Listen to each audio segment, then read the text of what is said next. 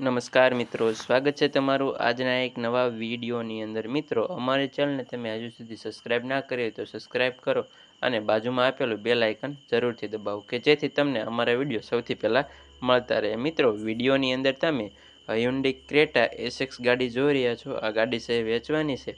જ્યારે આ ગાડીના મોડલની વાત કરું તો ગાડીનું મોડલ છે 2017નું મોડલ છે.